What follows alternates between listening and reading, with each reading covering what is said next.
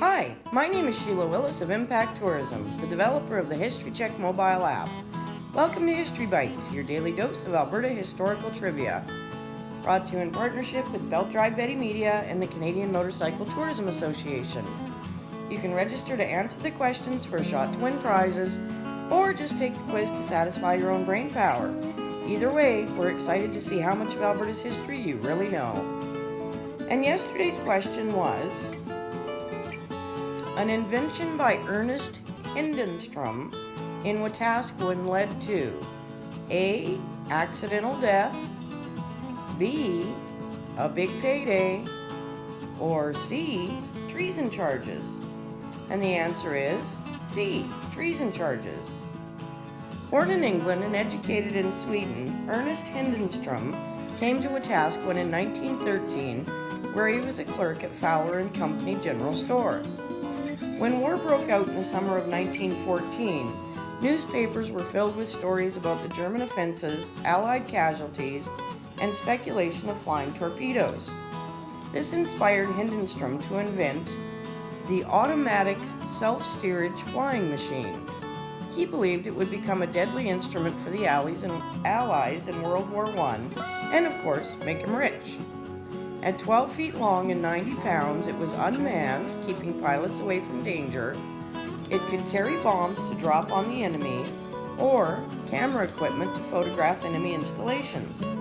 He called his invention the automatically controlled, manless airplane. Once his plans were perfected on paper, he began looking for $5,000 to build a working model. Soon word got around and everyone knew of this exciting invention, including a local real estate agent, John Bleeler, who was interested in securing funds for a part interest. Several deals fell through along the way and Bleeler pulled out of the deal, but when he heard that Henderson had raised part of the funds and planned to go to New York to build an experimental model, he was back in.